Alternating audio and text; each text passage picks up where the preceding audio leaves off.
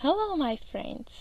I'm so happy that you're here and that you've joined me into this course.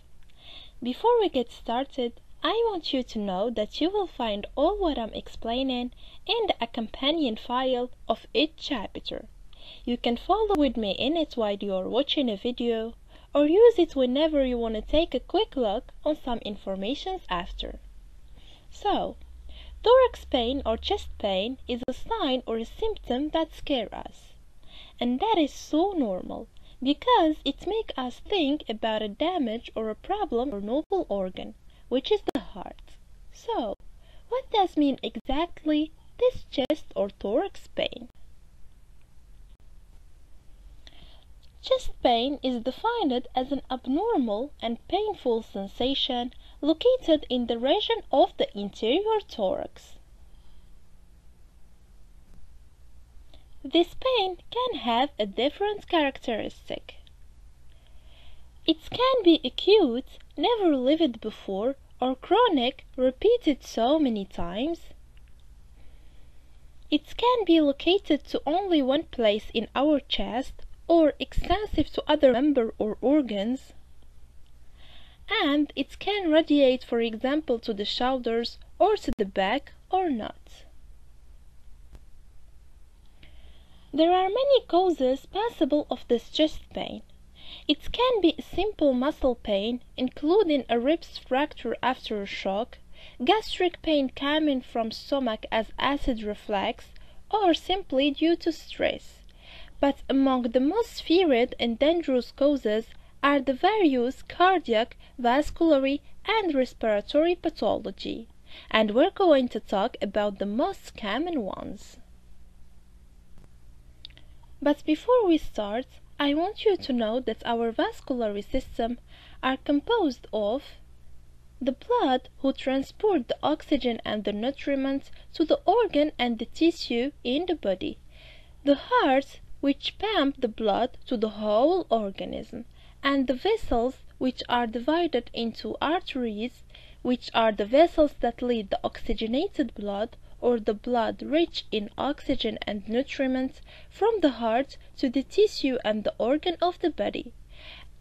And it is the vessels that are presented here in the picture in red.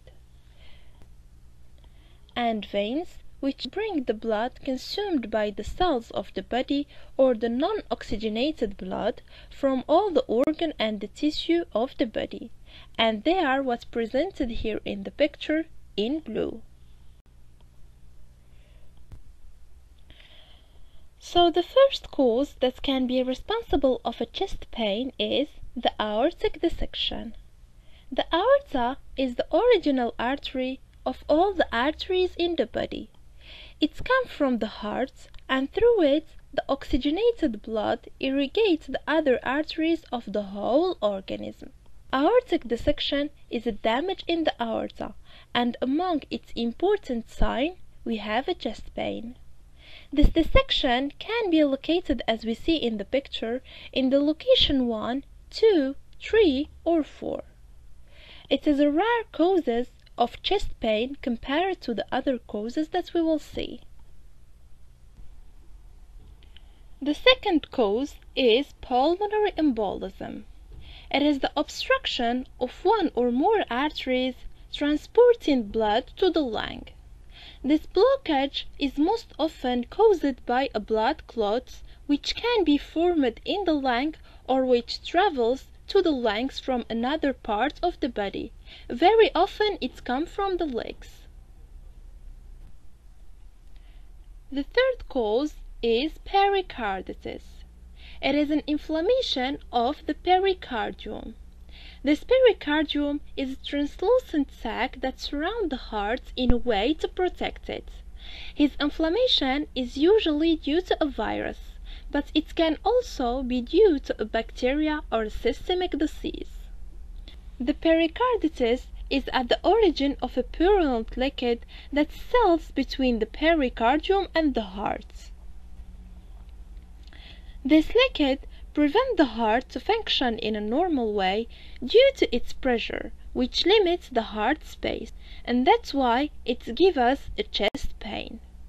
Chest pain in pericarditis is usually associated to fever and other symptoms that may differ from a patient to another.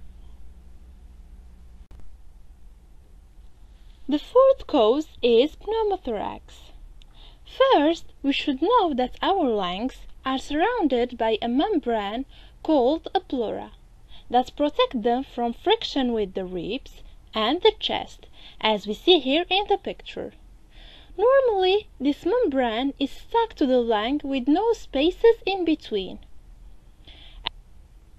as we see here in the right lung of the patient. Normally, this membrane is stuck to the lung with no spaces in between, as we see here in the right lung of the patient. The pneumothorax is the entry of the air between the pleura and the lung. The more there is air in between, the more it compresses the lung and make it smaller and smaller, and it is the example of the left-right of the patient. And is the example here in the picture of the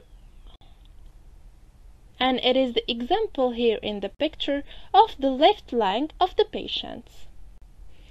The pneumothorax can be so dangerous when it is about an immediate installation, and that can be seen, for example, in traumatic accidents when the air entry is excessive and abrupt, and in this case, the pneumothorax can lead to death by suffocation in few minutes. In other cases, less urgent, pneumothorax is manifested by a chest pain. It can be primary without any causes, or secondary due to a pulmonary disease or an infectious disease. And finally, we have the stable angina and the myocardial infarction. It is the most important and the most frequent cause of chest pain in the world, and which causes a public health problem. This disease can be avoided if we are aware of its gravity and especially its risk factors, and we will talk about all this in the next chapters. So, those were the 5 most frequent causes of chest pain coming from cardiac or pulmonary problem. Of course, there are so many other causes less frequent and that your doctor can discover by a clinical or paraclinical examination.